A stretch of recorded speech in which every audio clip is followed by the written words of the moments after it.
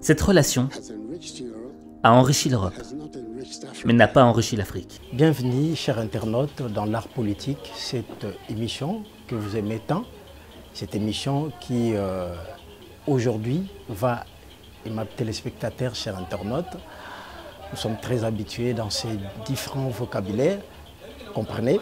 En fait, aujourd'hui, la politique africaine est au centre de cette émission. Comme vous le savez, il y a une rencontre qui a eu lieu entre le président Macron et le président ghanéen Nana Addo Akufo, où le président ghanéen a évoqué des questions liées au développement de l'Afrique, son indépendance, son développement. Alors, ces échanges, au terme de la rencontre entre ces deux personnalités, ces deux présidents, l'un du Ghana et l'autre de la France, a conduit, en tout cas en ce qui concerne le président Nana Addo Akufo, à une allocution, je ne sais pas si je dirais ainsi, une allocution très brillantissime, particulière. Alors, je serai peut-être bilingue parce que c'est comme ça, l'art politique, cette émission, et c'est pour permettre aussi à tous ceux qui nous suivent de partout à travers le monde de mieux comprendre, mais aussi nos compatriotes qui sont aussi à travers le monde, de mieux comprendre et appréhender certaines réalités.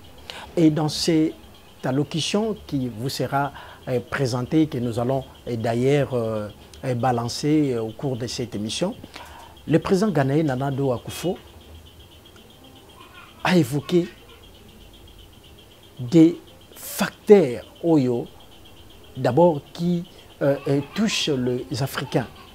Ces facteurs sont entre autres les développements des Africains. Vous le savez aujourd'hui, chers internautes, que les États-Unis d'Amérique aujourd'hui payent de ce qui a été sa politique coloniale, sa politique anthropologique.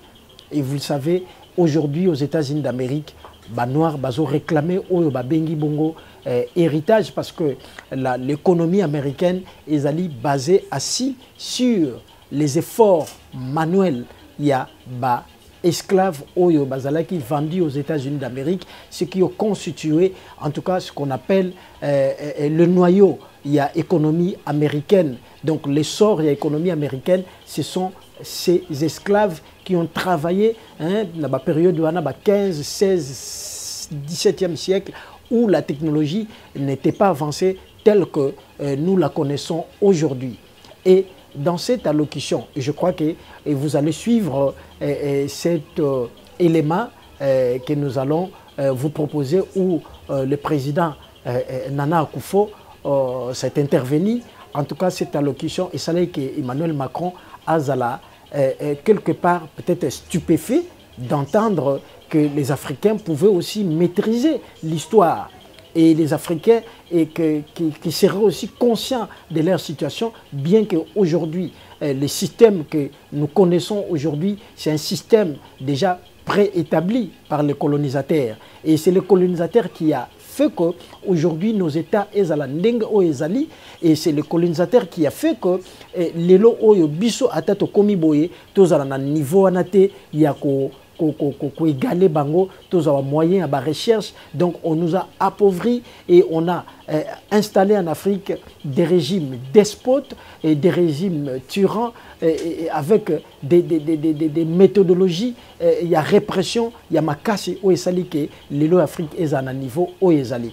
Alors le président Nana Addo Akufo s'est démarqué avec devant le président Macron. On a vu la détermination et une expression politique très efficace, contraignant même le président Macron de ne pas s'exprimer parce qu'il avait compris justement que le président Addo Akufo, Nana, avait la maîtrise de la chose. Alors si nous ne pouvons pas prendre au sérieux, en tout cas, notre destin, chers Africains, et vous allez vous rendre compte que le continent africain va continuer à stagner et cette situation ne connaîtra pas une suite logique, une suite meilleure pour les biso africains token de liboso. Mais je vais vous proposer cet élément qui a été réalisé où, chers abonnés, chers internautes, vous allez suivre ce qu'a été la pertinence du président Nana Addo Akufo et on se retrouve juste après.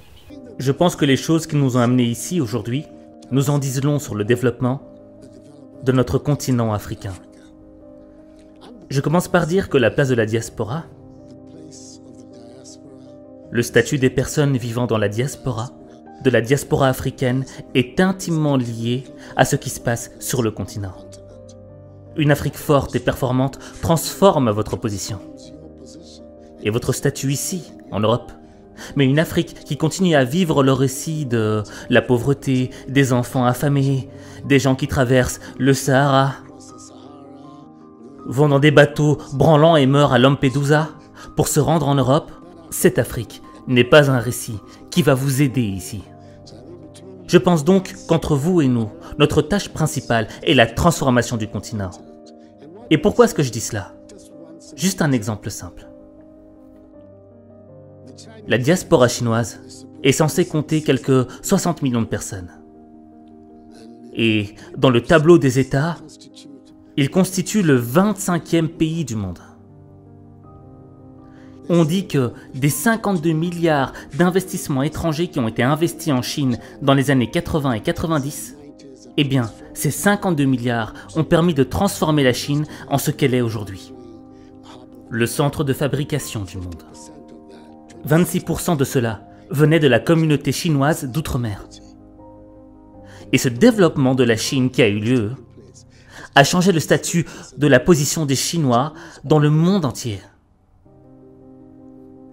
Je veux donc que vous preniez ces statistiques très au sérieux, car c'est le lien transformateur que nous voulons établir avec la diaspora africaine.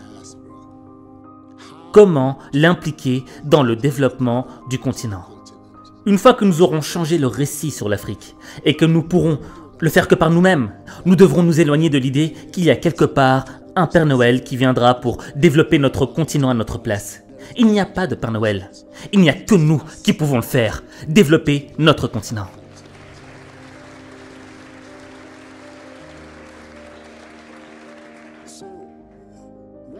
Donc, une fois que cette mentalité sera nôtre et que nous devrons le faire nous-mêmes, nos relations avec les autres deviendront d'autant plus structurées et ponctuelles que nous le voudrons. Nos relations avec la France, avec l'Europe, nos relations avec l'Europe sont naturelles. Vous regardez la géographie du monde. L'Afrique et l'Europe sont des partenaires naturels. Il y a cette petite bande d'eau de la Méditerranée qui nous sépare, c'est tout.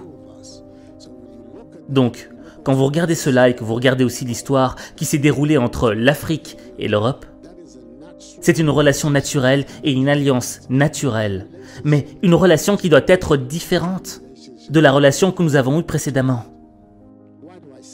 Pourquoi est-ce que je dis ça? Cette relation a enrichi l'Europe, mais n'a pas enrichi l'Afrique. Nous devons donc changer cette dynamique. Et nous pouvons le faire qu'en prenant les mesures appropriées pour notre avenir. Voilà, de retour sur ce plateau. Je crois que vous avez suivi la pertinence de ce président ghanéen, Nana Addo Akufo. Un homme, je dirais, qui n'a pas la langue de bois.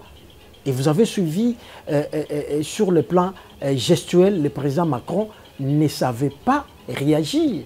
Il est resté admiratif, il y a présent Nana Addo Akufo.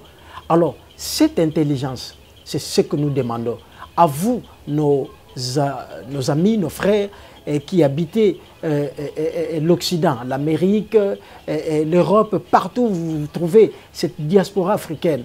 Et je crois que d'ailleurs, à ce qui concerne l'économie, en tout cas, plus d'1 milliard de dollars américains, et il y a qu'à chaque année, Nabino Bandeko Bozali à partir de la diaspora Botine de l'Arabiso. Alors, si les Africains peuvent s'organiser, comme l'a si bien dit le président Nana Addo Akufo, donc l'Afrique aussi peut aller de l'avant. L'Afrique peut faire quelque chose. Alors, nous demandons, en tout cas tous les Africains que nous sommes, Nabiso Batozaliawa, il faut que tout tisser ba lien, il y a consolidation pour permettre à l'Afrique et Mekako avancer et que liboso pour que chacun de nous place aux alliés na moins partition na yo au kokako yeba ko jouer rôle oeza ya yo pour nous permettre mboka na biso et que liboso. En tout cas, coup de chapeau au président Nana Addo Akufo, il a utilisé l'intelligence mais aussi la sagesse parce que vous savez nos pères de l'indépendance sont morts parce que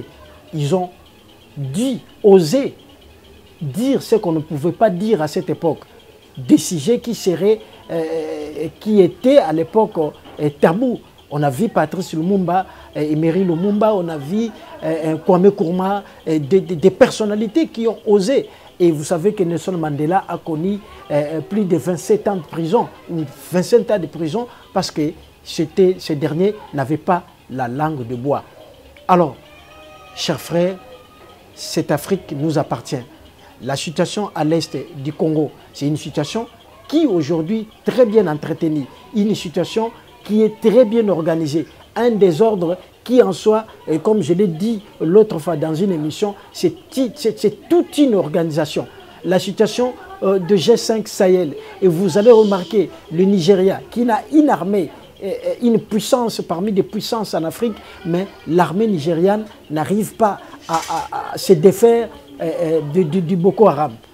Alors, nous devons rester unis, nous tous, pour arriver à améliorer la situation au niveau de l'Afrique et permettre en tout cas à l'Afrique d'aller de l'avant. Alors, chers internautes, et c'était ça l'un des sujets qui était au centre de cette émission.